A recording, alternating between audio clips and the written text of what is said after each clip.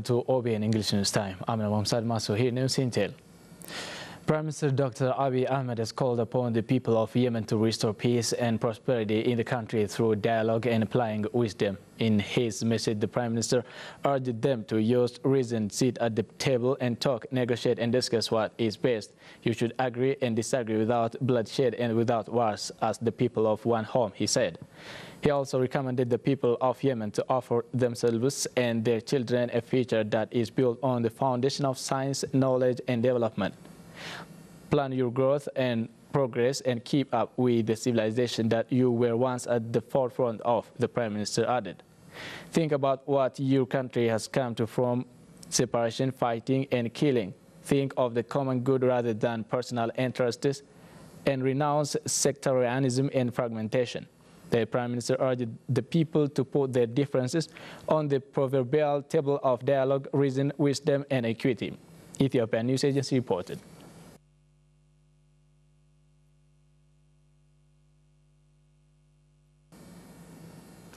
First Lady Zinash Tayacho has called for concerted effort to invest on education sector, claiming that the best investment that can ever be made is investing on human mind. The First Lady has laid a cornerstone for modern secondary school to be built in Liban-Chukala district of East Shoa zone of the Oromia regional state. Oluma Abbain has looked at this story. First Lady Zinash Tayacho has put cornerstone to build a standardized school in Liban-Chukala district of East Shoa zone. It was said that the construction of the school will be done with a cost of 20 million birr. It is also expected that it will minimize challenges related to shortage of secondary schools in the district. First Lady Zinash Tayacho said the education development is the most important development that they have been working on, giving a special focus. ለእናንተ ነው የምንሰራው ለየናንተ ነው ከናንተም አልፎ ወደ ልጅ ልጅ የሚተላለፍ ነገር ነው የሚሰራው This school is yours. We built it for you. It is even your children's school. So it is expected to be inherited to the next generation. We have been working to fill gaps that have been seen in our communities. Therefore, the community is expected to support this, she said. Head of the Oromia Education Bureau, Dr. Tola Bariso, also said education is basic for human beings. He also thanked First Lady for her office's dedication and willingness to invest in education sector. This school will be a standardized school. It will have technology facilities, library and sport fields, so it will be more modernized school. Dr. Tola noted that their follow-up to the project will continue till it is completion. Manni barumsa kun ijaarame gaafa xumurame biiroon barnoota Oromiyaa kitaaba. I'd like to assure you that the Oromia Education Bureau is ready to do all that is expected from it, including assigning teachers and facilitating all the necessary tools. Head of the Gudina Tumsa Foundation, Lensa Gudina, also said that they will work in collaboration with the surrounding community to start the learning and teaching process in short period of time. We have already planned to work with the First Lady's office. The people of this area are also ready to support us for the success of this construction with all that they have. Some students of the area have also expressed their happiness that the newly constructed school will minimize challenges facing them, especially in terms of distance. There are many families who cannot afford to teach their children at distant schools, so they can easily teach their children here. Austrian Chancellor Sebastian Kurz will arrive in Finland on Thursday, 16th December 2018 for an official visit to Ethiopia, according to Ministry of Foreign Affairs. During his stay, the Chancellor will hold discussion with Prime Minister Dr. Abiy Ahmed on bilateral and multilateral cooperation. It is to be recalled that Prime Minister Abiy and Chancellor Kurz had on the sidelines of G20 Investment Summit, October 2018, agreed to strengthen ties between Ethiopia and Austria. Ethiopia and Austria relation dates back to over 50 years. Ethiopian News Agency reported.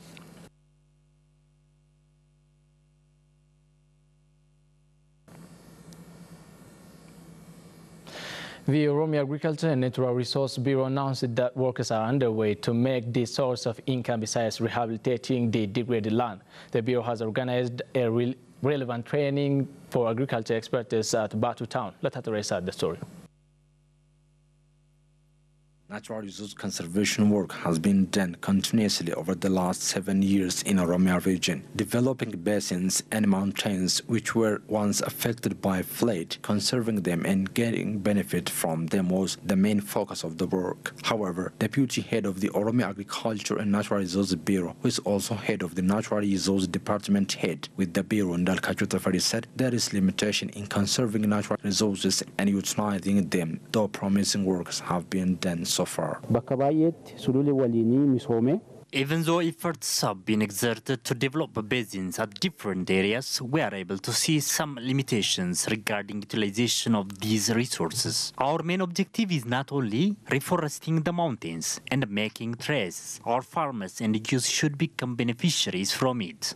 On the other hand, the training provided untimely and failure to take into consideration the climate of those and districts has adversely affected the work of the natural resource conservation. This year, short-term training is being offered to various districts that need to resolve the observed problems to identifying them in cluster as per the respective climate of their area. Some experts who took part on the training, drawn from pastoralist and semi-pastoralist districts, said that the training will help them to perform their future work in a better way as it has been offered to them, taking into account the real situation of their districts. Vice Commissioner of Oromia Pastoralist Commission, Muhammad Jilo, underscored that this year the attention is given to natural resource conservation work in tropical areas where pastoral activities are practiced more.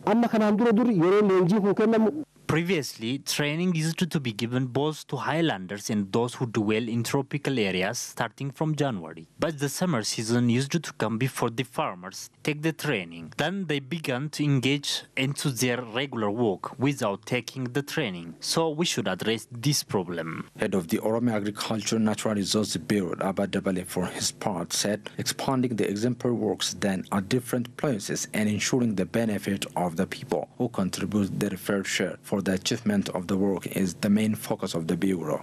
Lack of mobilizing the public in a desired manner and ensuring the benefit of the public, even where the workers have been done well, could be seen as limitations. If those two problems are resolved, it is okay.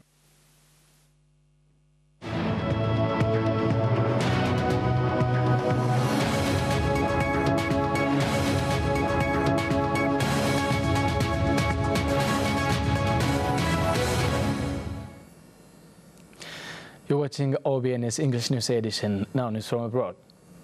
As ministers from the Organization of Petroleum Exporting Countries and other major oil-producing countries prepare to gather in Vienna for a crucial meeting later this week, the cartel is absorbing yet another hit to its waning influence.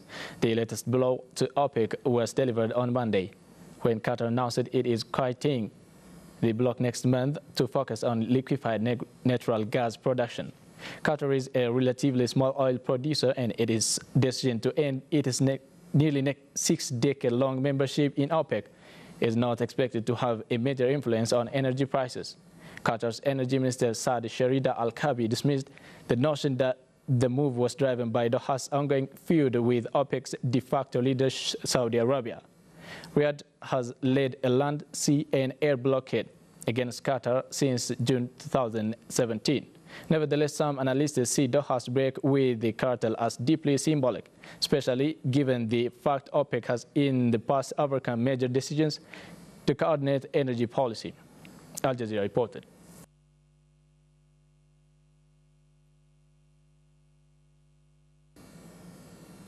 That's all about our today's news. Thank you so much for joining us.